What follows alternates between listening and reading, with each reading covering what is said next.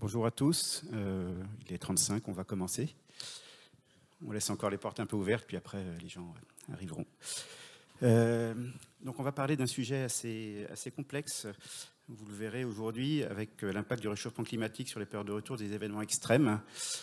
Comme vous le verrez, c'est un sujet sur lequel il y a beaucoup de recherches, beaucoup de données. Donc la présentation, elle va se décomposer en plusieurs temps. Donc un premier temps sur les enjeux et scénarios d'évolution climatique. Les données disponibles, c'est vraiment un sujet de données. Vous le verrez, on a essayé d'être assez exhaustif sur les données disponibles avec des sources très variées, beaucoup de travaux de recherche, notamment via les ministères concernés. Comment utiliser les données? Après, on a fait des analyses sur la survenance des événements extrêmes et comment, selon nous, les périodes de retour vont évoluer. On s'est concentré sur 3 types d'événements. De toute façon, il n'y en a pas 50. Vous avez les inondations, la sécheresse, les submersions marines et puis les tempêtes. Donc nous, on n'a pas traité les submersions marines dans le cadre de nos travaux. Et puis une dernière partie assez importante, c'est comment anticiper au mieux ces évolutions et leurs impacts pour les assureurs. Alors déjà, quelques données. Avec des historiques des événements climatiques. Donc, beaucoup des données que je vais évoquer aujourd'hui sont en open source. Donc, c'est des données sur lesquelles, auxquelles vous pouvez accéder, que vous pouvez récupérer. Vous verrez, il y en a vraiment beaucoup. Avec 2 types d'événements. Donc, les événements CAT. Donc, vous savez que pour qu'un événement soit CAT, il faut qu'il y ait un arrêté CatNat. Et on a différents types de CAT. Donc, les inondations, la sécheresse essentiellement, et puis les inondations qui sont splittées entre inondations, submersion marine et autres inondations. On a là un historique depuis 82 où on voit que le nombre d'événements et leur ampleur augmente sensiblement, pas forcément beaucoup. Dans le tableau de droite, on a y compris les tempêtes, où on voit l'année 99 bien sûr avec Lothar et Martin, qui à elle seule a coûté plus de 12 milliards d'euros pour les assureurs. Donc là, le bâton il s'arrête à 6, mais c'est des événements qui ont coûté 12 milliards d'euros à la place. Donc voilà un petit peu pour l'historique. Il faut avoir en tête que sur les arrêtés CatNat, j'en parlerai après, il y a des bases de données qui recensent tous les arrêtés CatNat depuis 20 ans, avec le type de CatNat. Donc vous avez 19 modalités de mémoire. Sachant que, comme je l'ai dit, les principales sont les inondations et la sécheresse. Les inondations, ça représente environ 60% des catastrophes naturelles. La sécheresse de mémoire, 17%. Donc ça, c'est pour les données historiques, on y reviendra. Et puis après, tout l'enjeu, c'est comment tout cela va évoluer. Donc vous avez des travaux qui sont faits notamment par le GIEC. Je pense que vous connaissez cet acronyme.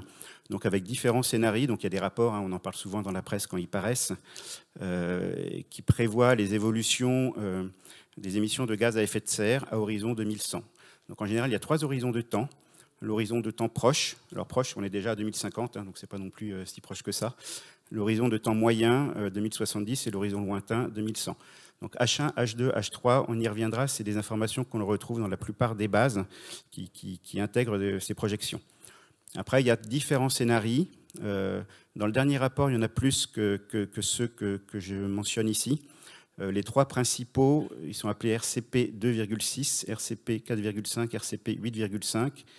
Le 2,6, c'est le scénario le plus optimiste, à très faible émission avec un point culminant avant 2050.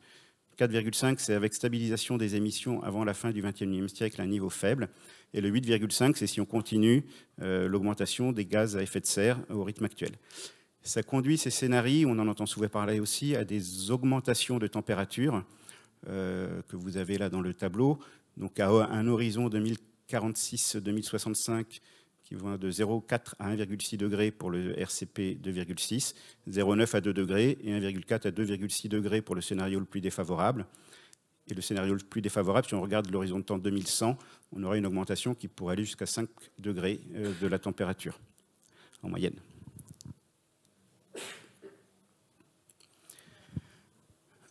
Beaucoup d'acteurs, comme je l'ai dit. J'en ai mis quelques-uns. Beaucoup de données Météo France, qui sont alors certaines payantes, mais aussi certaines en open source, notamment le modèle Aladdin.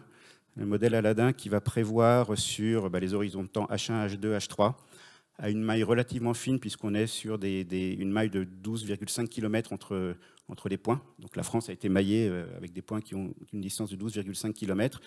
On a tout un tas d'informations sur l'évolution des températures, de la pluviométrie, donc à chaque horizon de temps et selon les différents scénarios que j'ai évoqués tout à l'heure. Des travaux aussi du DRIAS, j'y reviendrai. Là aussi, on est sur des projections. Le DRIAS, il a colligé tout un tas de modèles. On a des modèles globaux, on a des modèles régionaux. Et donc, le DRIAS a aussi des données très, très développées. J'y reviendrai. Et puis, géorisque, là, on est plus sur la géolocalisation des risques, parce qu'en fait, il y a deux choses qui sont différentes. Il y a les événements climatiques et puis leur impact sur les localités où ils surviendraient. Typiquement, on n'a pas le même risque d'inondation quand on est proche d'une rivière que quand on n'est pas proche d'une rivière. On n'a pas le même risque sécheresse quand on a un terrain argileux versus un terrain qui n'est pas argileux, etc. Donc les données géorisques, c'est vraiment des données plus sur un certain nombre de données géographiques sur les risques. Les modèles climatiques, ils se décomposent tous toujours de la même manière, avec donc des données. Un module aléa qui va simuler la survenance d'aléas climatiques. Un module de vulnérabilité, donc on va appliquer ces données sur les biens assurés, donc sur les contrats que l'on a. Et puis un module financier où on va appliquer les caractéristiques des contrats. On va aussi appliquer les traités de réassurance, etc. Dans la présentation d'aujourd'hui, on va se concentrer sur les deux premiers éléments de cette frise chronologique, on va dire, de modèles classiquement utilisés pour les modèles climatiques.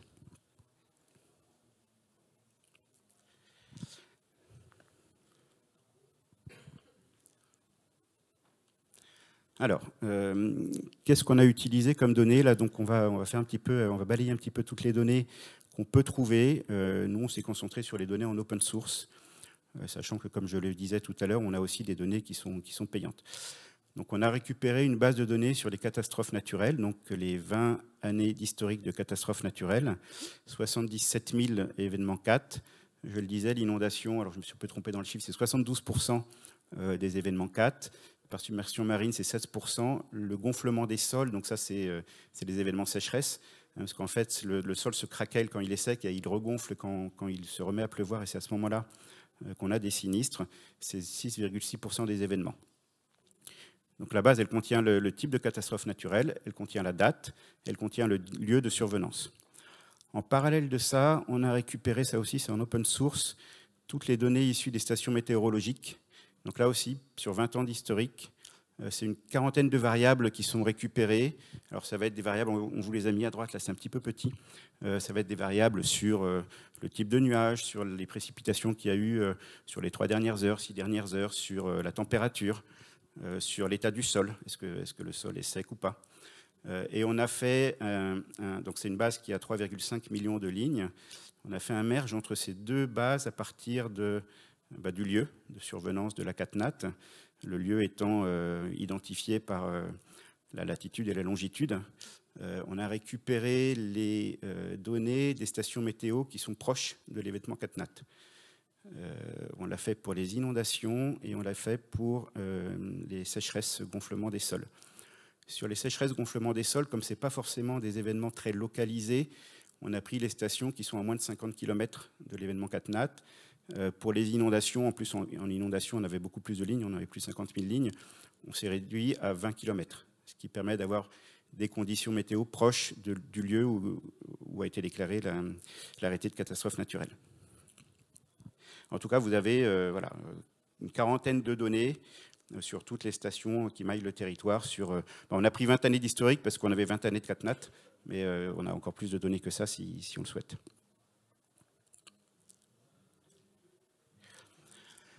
Vous avez aussi donc les données géorisques, comme je le disais, avec, là aussi qui sont en open source, avec la localisation des zones où il y a de fortes probabilités d'observer des débordements par remontée de nappe.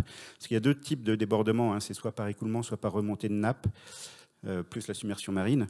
Donc vous avez la carte qui est là, c'est la carte avec les éléments en bleu, et puis la carte avec les éléments en orange et rouge, c'est la carte de risque d'inondation, plus par ruissellement que par remontée de nappe. Vous avez aussi une base sur les mouvements de terrain qui recense les mouvements de terrain répertoriés en France et dans les départements d'outre-mer depuis 1994. Il y a aussi une base qui est importante dès qu'on va estimer le risque sécheresse, donc le retrait-gonflement des argiles. Donc c'est là où les sols sont argileux. Donc vous les avez en rouge sur la carte, et en orange, c'est quand ils sont un peu moins argileux. Et puis une base inondation, où vous avez énormément d'informations sur les événements passés en termes d'inondation.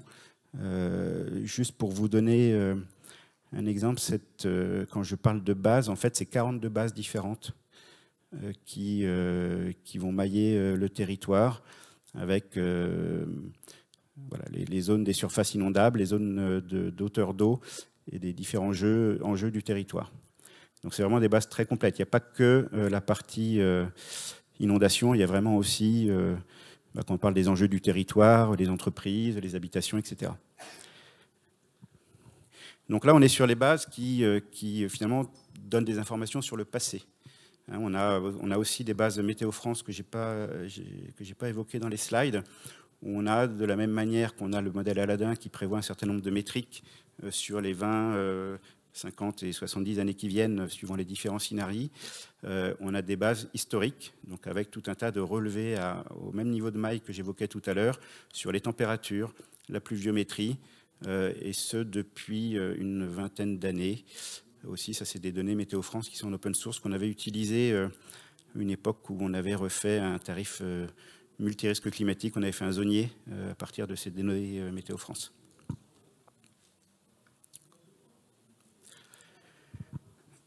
On a aussi l'Atlas des zones inondables, donc qui est en complément de ce que j'ai dit avant, et puis des cartes sur les territoires à risque important d'inondation. Donc ça, c'est des données qui vont être intéressantes dès qu'on veut traiter l'inondation.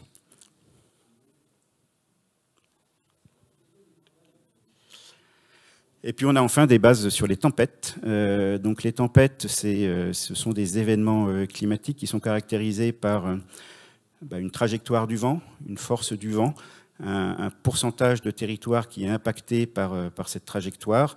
Et donc vous avez aujourd'hui les événements tempêtes qui sont recensés, tous les événements qui dépassent 2% du territoire, avec des cartes telles que vous la voyez, par exemple pour la tempête Xynthia, sur la partie droite du slide, où on a la surface nationale touchée en fonction des seuils, donc les vents de plus de 100 km/h, 48,5% du territoire, 120, 12,5%, 140, 2%. Et donc là, on a vraiment toute la trajectoire de la tempête Xynthia.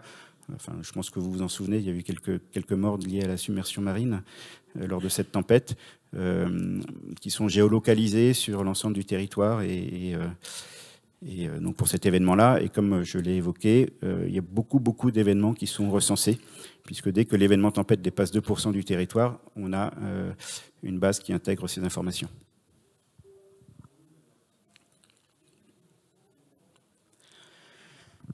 Donc ça, c'est pour. Donc là, on a évoqué les données climatiques passées, donc l'historique. On a évoqué les données sur le risque et la géolocalisation du risque. Et donc maintenant, on va évoquer les données, les projections sur le futur. Donc à partir des scénarios du GIEC, il y a des modèles qui s'appellent des GCM, donc modèles globaux de climatique, qui sont à des mailles d'environ 150 à 200 km. Cette maille, elle est intéressante parce que c'est des modèles globaux, mais elle est totalement insuffisante si on veut regarder les choses de manière précise. Typiquement, une maille de 150 ou 200 km, vous n'avez pas le couloir rhodanien.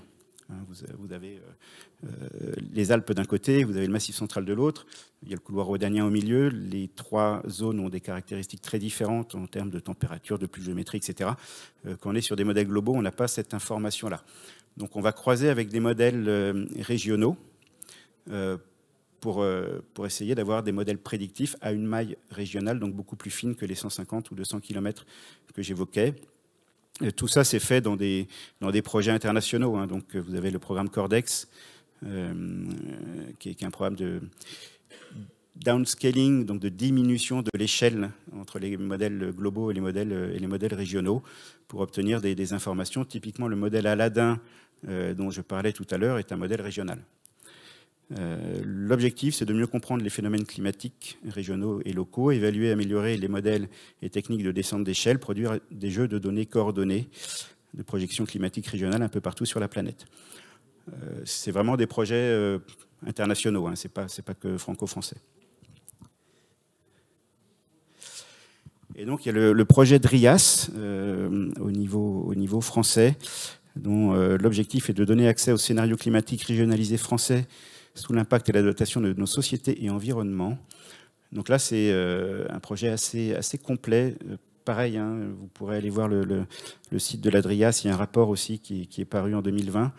Donc, ils ont récupéré 34 GCM. Ils en ont sélectionné 6. Ils ont fait 34 couples de modèles GCM, RCM, et ils en ont retenu 12 que vous avez dans ce slide.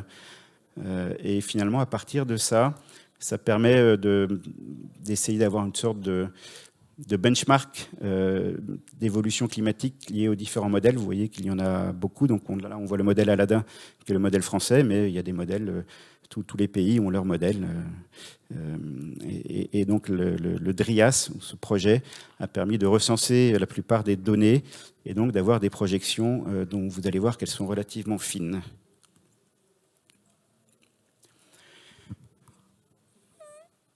Donc là, on est sur des projections, pareil avec toujours les 3 scénarios du GIEC, hein, RCP 2,5 jusqu'à 8,5, avec 2 grands types de bases de données. Des bases de données vraiment avec les grandeurs climatiques, donc la température, la pluviométrie telle qu'elle est projetée suivant toujours les 3 horizons de temps et ces 3 scénarios du GIEC. Et on a ça sur l'ensemble du territoire. Et on a aussi les données historiques, donc depuis 1950, et puis à partir de 2020, des projections jusqu'à 2100. C'est des données qu'on peut télécharger. Il faut juste avoir en tête que si on prend par exemple les données de 1950 à aujourd'hui, que l'on prend une des variables climatiques qui va être déclinée, on le voit sur la droite de ce slide, en plusieurs indicateurs, que l'on prend l'ensemble du territoire, on arrive à plus d'1 milliard de données. Voilà. Donc il faut être assez. C'est une des difficultés de ce type d'études, hein, c'est être. On ne peut pas tout étudier. On a beaucoup de données. Sur le site du DRIAS, on peut télécharger jusqu'à 20 millions de données à la fois. Et donc, si on prend tout l'historique, avec finalement assez peu de variables, mais on prend tout le territoire, on dépasse le milliard. Donc, il y a des données de température, de précipitation, d'humidité, etc., sur le passé et donc sur les projections. Et il y a un autre jeu de bases de données qui sont des bases qui comportent des indicateurs et qui sont à la limite beaucoup plus intéressantes parce qu'on est déjà sur des indicateurs un peu plus pertinents quand on va essayer de mettre ça dans les modèles climatiques, avec des cumuls de précipitations, des précipitations moyennes les jours pluvieux, le pourcentage de précipitations intenses, typiquement là, pour les inondations, c'est un critère qui est quand même relativement important, etc. Donc si vous allez un jour sur le site du DRIAS pour essayer de récupérer les informations, ma recommandation, c'est plutôt d'aller récupérer les indicateurs qui sont déjà des variables retraitées et beaucoup plus utiles ou utilisables dans les projections.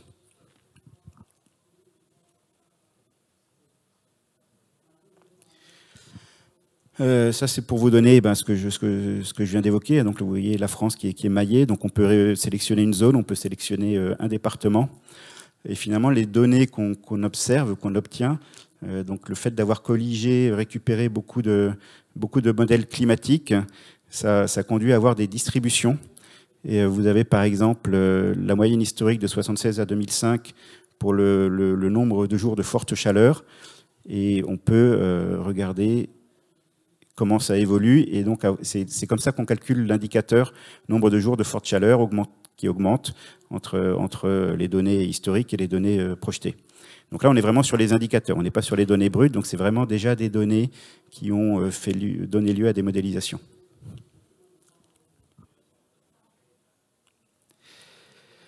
Alors après, il y a un gros sujet, c'est comment utiliser ces données. Alors j'avoue que je ne suis pas forcément expert de tout ça, mais on travaille avec des jeunes qui connaissent bien les différents outils. Les données, elles vont être sur des formats spécifiques, donc les formats CPG.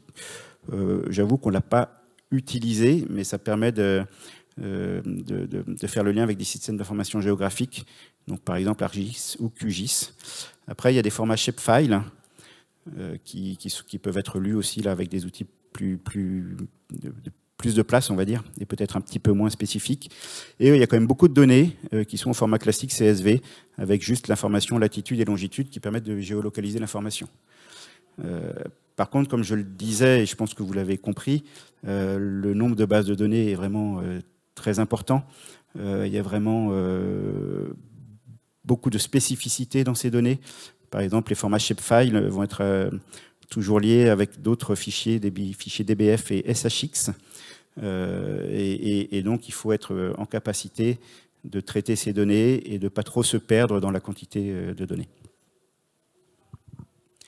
Alors, une fois qu'on a dit ça, comme je l'ai dit, nous, on a regardé principalement le risque inondation, le risque sécheresse et le risque tempête, avec une approche assez classique en actuariat, hein, identification des variables climatiques prédictives de la survenance des événements extrêmes selon les périls. Et puis après, on a des bases de données, comme je l'ai dit, sur les évolutions attendues de ces variables climatiques. Et en mixant ces deux informations, on a essayé d'estimer l'évolution des périodes de retour.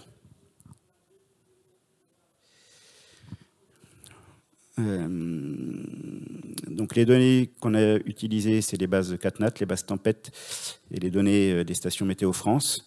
Les risques étudiés, inondations, sécheresse, tempête, je l'ai déjà dit, avec des différences, puisque la sécheresse, c'est un risque assez long et assez peu localisé finalement. On y viendra juste après. Il y a deux indices qui sont importants quand on regarde la sécheresse et qui sont en fait liés à l'excès de température et le faible niveau de pluie sur une durée assez longue, sur une période assez longue. Donc c'est des indices qui sont calculés sur des périodes de 1 mois et 3 mois.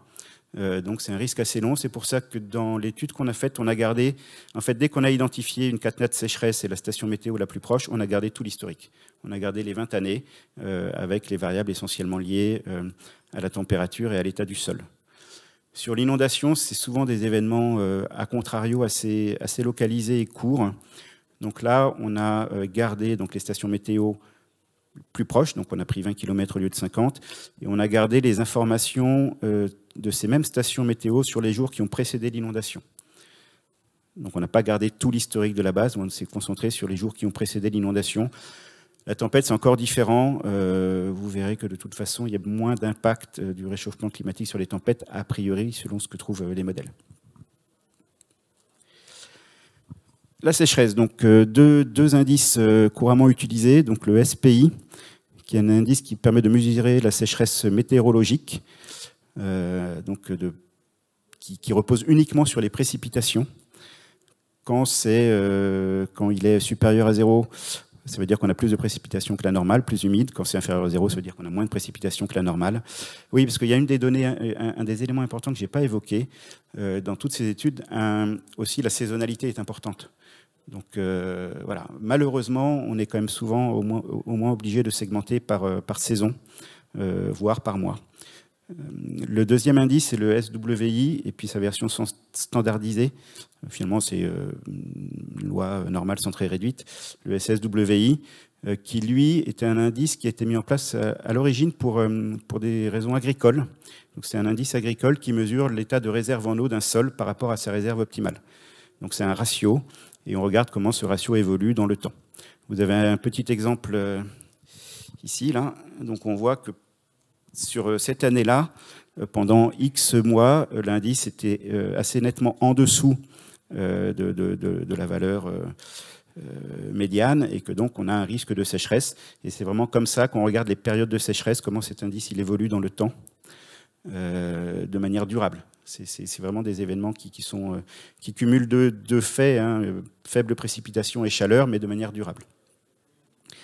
Dans les données relevées par les stations météo, vous avez l'état du sol, donc on vous a mis la variable en bas à gauche. Donc c'est ces données-là qu'on a aussi utilisées pour regarder l'impact du réchauffement climatique sur les événements sécheresse. Pareil que pour ce que j'évoquais tout à l'heure, c'est des indices qui sont aujourd'hui en open source depuis 1969 pour le SWI, avec un maillage du territoire. Et on s'est amusé à regarder comment ils évoluaient justement depuis ces années-là. Donc vous avez chaque colonne, ça va être une décennie. Alors on a un peu varié les années parce que, comme vous le savez, typiquement si on prend les années qui se terminent par 3, il y aura l'année 2003 qui sera atypique. Donc on a pris des séries à fin juin, enfin sur le mois de juin. de l'indice en 70, 80, 90, 2000, 2010, 2020. Vous voyez qu'on a des années, on voit une évolution globale vers le rouge, mais finalement, le juin 2000 était un mois plutôt faible en termes de sécheresse. On a fait la même chose pour le mois d'août, en prenant 75, 85, 95, etc. La dernière année, du coup, c'est pas 2025, on n'a pas encore les infos, c'est 2021. Et puis pour 74, sur le mois d'octobre. Donc là, on voit que plus on se déplace vers la droite, plus quand même la carte devient rouge. Et que donc on est sur des indices SWI qui sont prédictifs de sécheresse, en tout cas atypiques.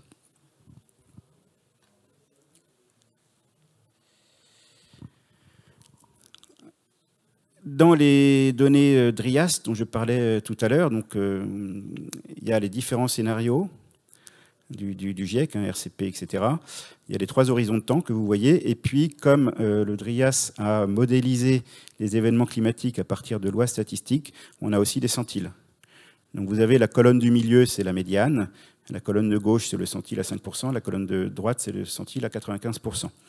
Et donc là, c'est le nombre de jours consécutifs, le nombre de jours secs consécutifs. Vous avez la carte vue aujourd'hui sur la partie gauche du slide. Et vous avez l'évolution attendue sur la partie droite, suivant les différents...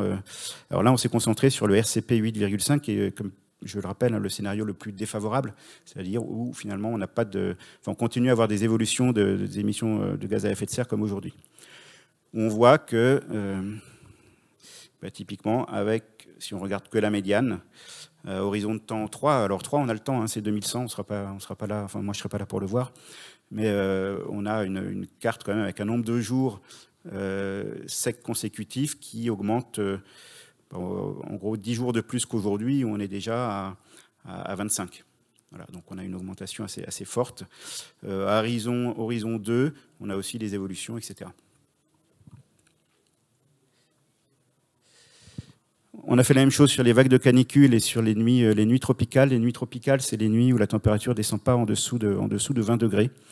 Donc là aussi, vous voyez que toujours sur ce scénario donc le plus défavorable, le RCP 8,5, on a une carte de France qui devient beaucoup plus rouge qu'aujourd'hui, à la fois sur les vagues de canicule et à la fois sur le nombre de nuits tropicales.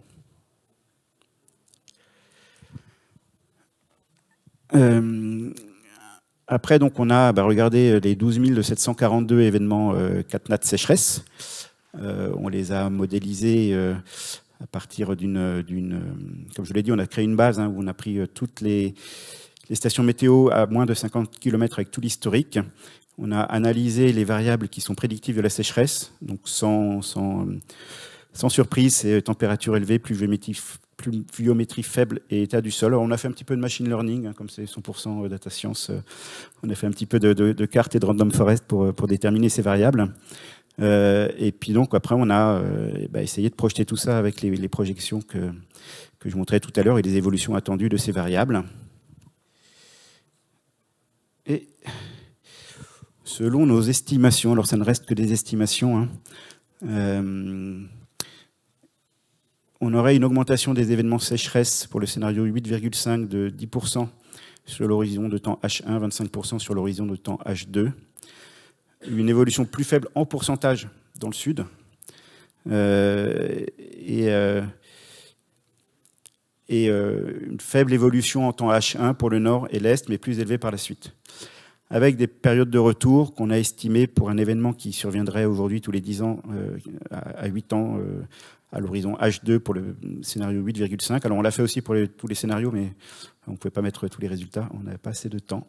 15 ans pour un événement vingtennal aujourd'hui, 35 ans pour un événement quinquennal. Je ne sais pas si vous avez en tête, il y a aujourd'hui la CCR et France Assureur qui ont aussi fait des études sur les évolutions du risque climatique. La CCR, il y a un rapport que vous pouvez consulter qui date de 2018. France Assureur, de mémoire, c'est le 28 octobre de l'année dernière que le rapport est paru. Et donc sur la partie sécheresse, France Assureur, les conclusions, c'est que sur les 30 dernières années, le risque a coûté 14 milliards d'euros et il devrait coûter sur les 30 qui viennent 45 milliards d'euros, dont 19 qui seraient liés aux seul impact climatique, parce qu'il y a aussi des impacts démographiques, il y a aussi des impacts d'inflation, etc. Donc ça passerait, c'est quasiment du x3 sur le coût entre les 30 dernières années et les 30 années futures d'après France Assureur. Sur l'inondation, donc nous, comme je l'ai dit, on s'est concentré sur les événements, on ne s'est pas concentré sur l'impact de ces événements sur le coût pour les assureurs. Le coût pour les assureurs, il va être lié à trois choses: l'imperméabilité des sols, la topographie, et puis la survenance des pluies extrêmes. Donc nous, on s'est concentré sur ce dernier élément. Quelques évolutions prévues par la DRIAS, donc même type de carte que ce que je vous ai montré tout à l'heure. On voit que les pluies extrêmes, a priori toujours dans le scénario RCP 8,5, en vision médiane, on voit que c'est essentiellement plutôt sur le nord et l'est de la France qu'elles vont augmenter. Et vous avez une autre vision où on a les différents scénarios. On voit que par exemple dans la région Grand Est, à horizon 2071-2100, on attend une augmentation du nombre de fortes pluies de 59%, 81 pour les Hauts-de-France, 76 pour l'Île-de-France, etc. Donc c'est un tableau qui montre quand même que le nombre de jours de pluie extrême va fortement évoluer et de manière pas forcément la même sur tout l'ensemble du territoire.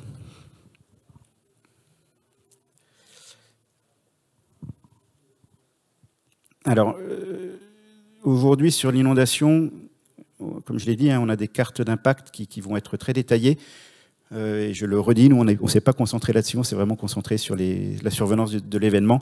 Mais c'est vrai que l'étape suivante de la modélisation, c'est de regarder comment cet événement il va impacter vos portefeuilles, il va impacter la sinistralité.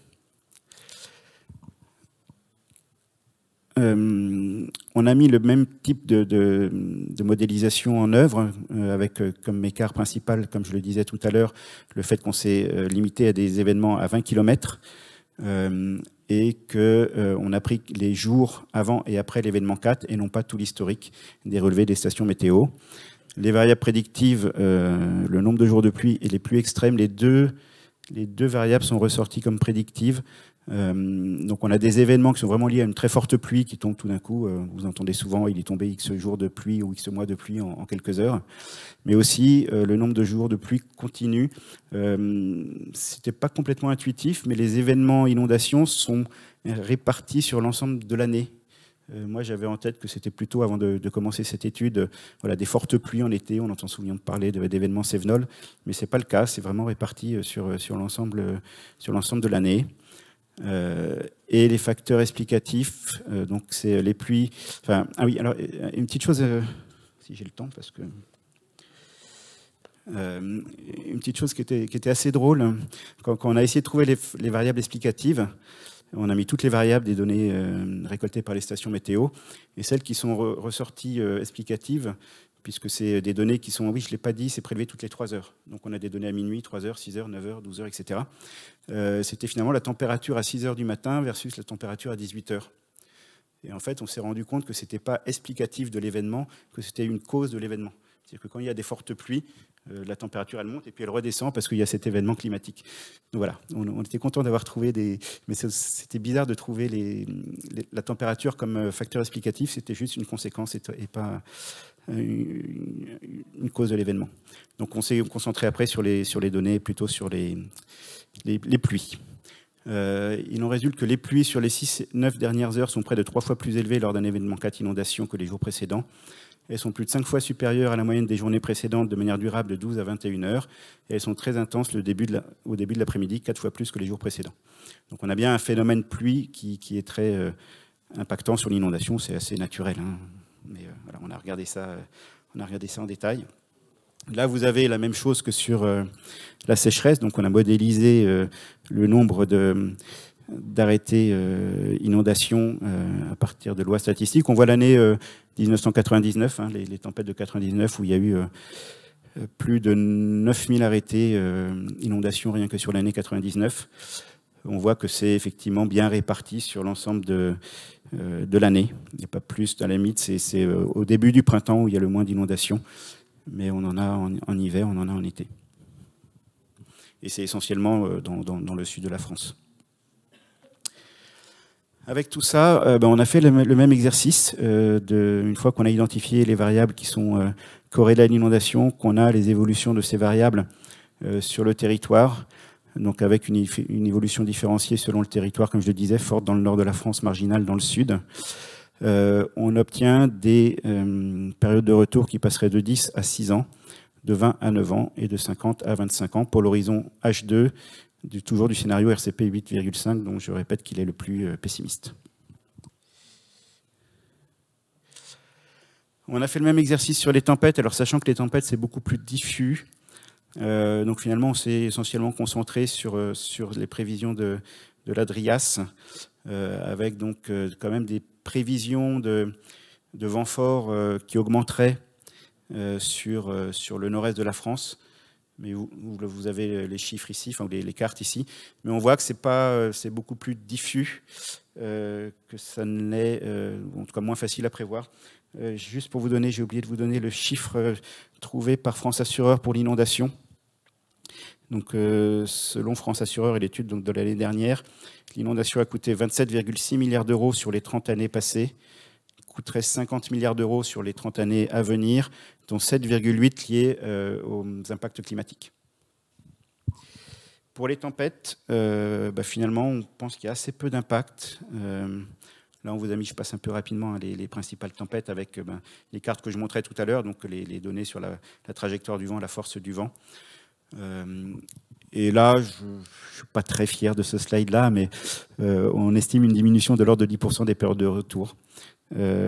France Assureur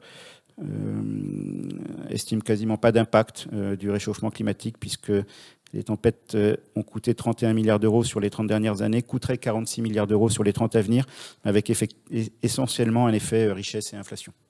Donc assez peu d'effets du changement climatique. Alors, on va essayer de terminer. Oui, il nous a semblé important, du coup, maintenant, c'est comment, en tant qu'assureur, on se prépare à ça. Donc, il y a pas mal d'assureurs qui lancent des Climate Labs, vous le savez. J'ai rappelé les principales conclusions de l'exercice pilote de la CPR. Comme vous le savez, la CPR a fait un exercice pilote sur le réchauffement climatique avec l'analyse du risque de transition et du risque physique. Donc, nous, on se concentre sur le risque physique. Les conclusions, donc là, c'est les assureurs de la place qui ont fait des estimations, des anticipations sur la base des hypothèses proposées par la CPR qui, sur le risque physique, se basaient essentiellement sur les travaux de la CCR dont je parlais tout à l'heure. Avec un impact significatif pour les assureurs sur les activités de dommages aux biens et de couverture maladie, fois 5 à 6 pour certains départements. Et là, c'est la bonne nouvelle, ce sont des phénomènes lents. Donc, les assureurs peuvent s'adapter. Et donc, la plupart des assureurs qui avaient fait leurs estimations ont intégré une hypothèse d'absorption de la hausse de la sinistralité par une revalorisation des primes et n'ont pas intégré dans leurs estimations de stratégie de révision de la politique de souscription. Alors, on a essayé de mettre dans ce slide un petit peu tout ce qu'on voyait, nous, en termes de travaux à faire pour anticiper au mieux et se préparer. Déjà, c'est compléter les bases de données. Ce que j'ai mis en haut à droite, c'est un mémoire qui a été fait chez Groupama, où la base de données avait été complétée par la distance au cours d'eau le plus proche, l'altitude du bien assuré, l'imperméabilité du sol, les projections futures, telles que issues du modèle du DRIAS.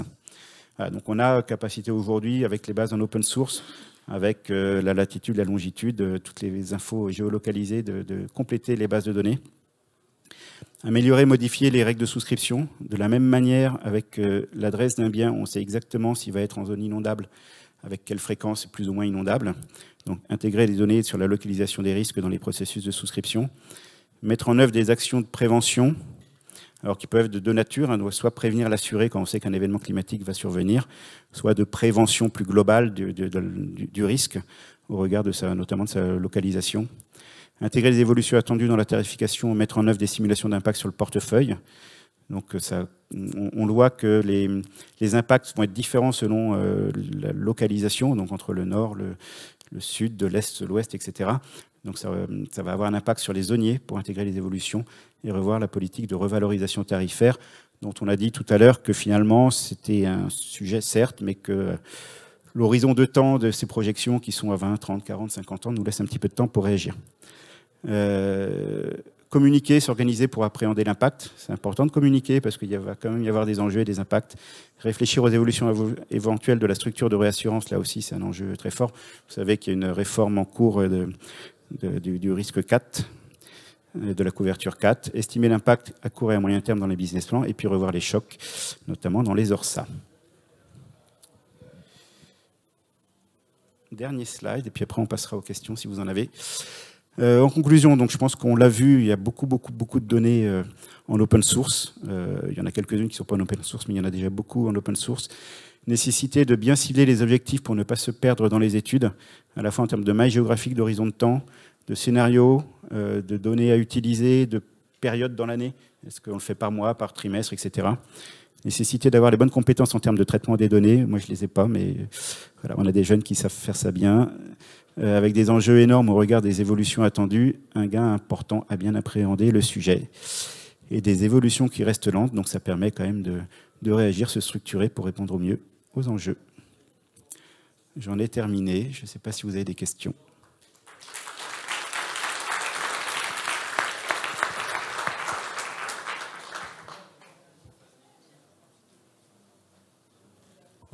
Eh bien, merci. Ah, n'hésitez pas si vous avez des questions. Est-ce que vous avez établi un lien entre la fréquence RC auto et le nombre de jours de forte pluie? Alors, on n'a pas regardé ce sujet-là. Je dis ça parce que c'est une idée qui circule à aller au pas, et notamment pour ceux qui regardent la taxonomie à la question Ouais. est-ce que la RC auto couvre des risques des périls climatiques, oui ou non? Ah bah, la réponse est oui, mais on ne l'a pas regardé. Ouais. Aussi avec l'enneigement, quand il neige, on sait qu'il y a plus de sinistres, etc., etc. Oui, ça on le sait, oui. Les pandémies, ça marche bien dans l'autre sens aussi. Mm-hmm. Ok, merci.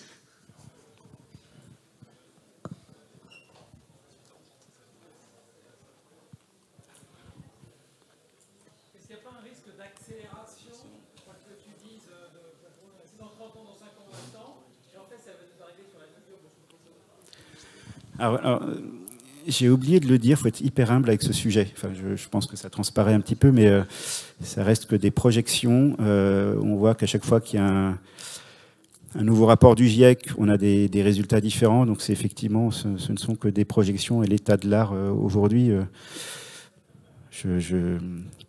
les évolutions sur les périodes de retour telles que nous, on les estime là, à partir des études qu'on a faites, je ne serai pas là pour en voir si elles sont vraies ou pas. Mais voilà, il faut juste être hyper humble avec tous ces modèles, quoi.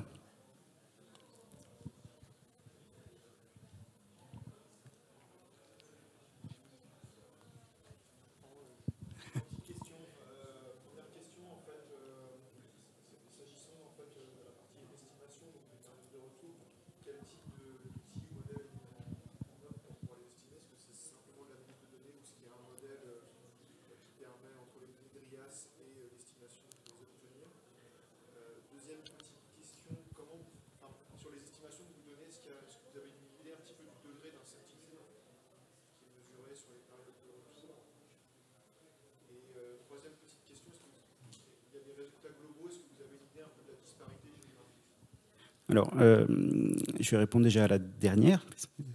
Il y a des disparités géographiques, donc ça, je l'ai évoqué. Donc, on est capable de décliner ça. Là, j'ai mis des résultats globaux, mais par alors, localisation assez globale. Hein. Après, en termes de modèles, on reste sur des modèles finalement assez, je dirais, rustiques.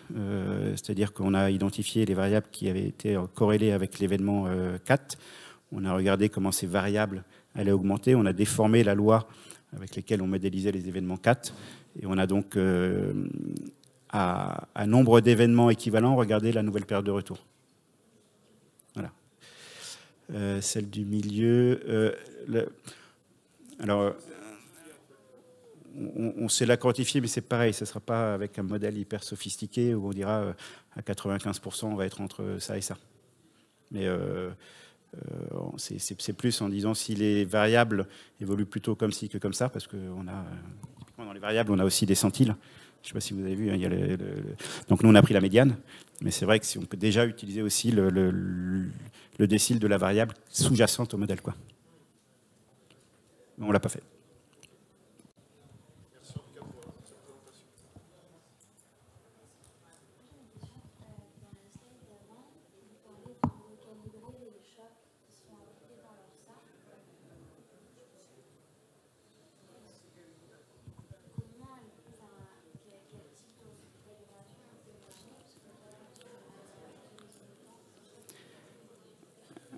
Alors, c'est vrai que l'ORSA, on est plutôt sur un horizon de temps assez court. Pour autant, alors je ne sais pas comment vous faites l'ORSA, mais j'étais intervenu sur le sujet il y a 4 ou 5 ans. Et ce qui est bien dans l'ORSA, en tout cas selon moi, c'est de calibrer des chocs avec des périodes de retour qui ne sont pas celles de Solva 2, donc pas du 99,5, on va plutôt être sur du 90%. Et donc,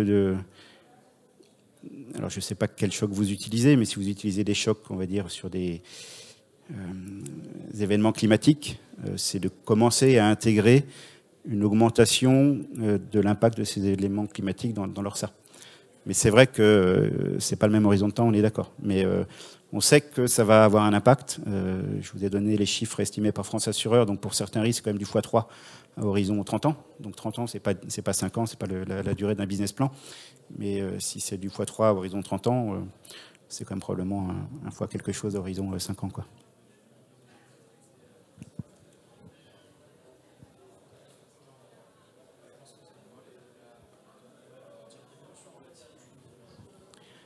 Je vous entends pas. Je ne sais pas s'il y a un micro.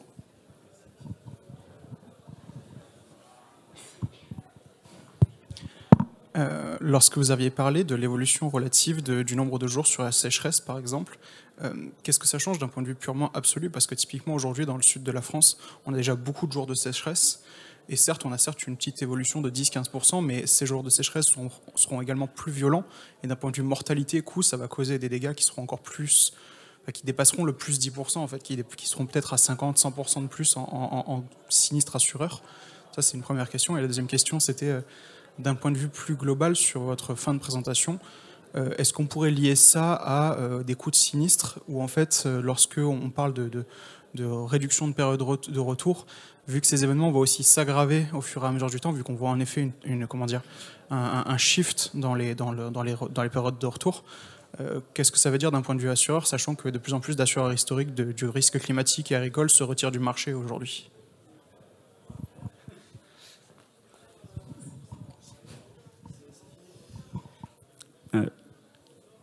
Je réponds à la dernière question, puis on nous rappelle qu'on doit partir.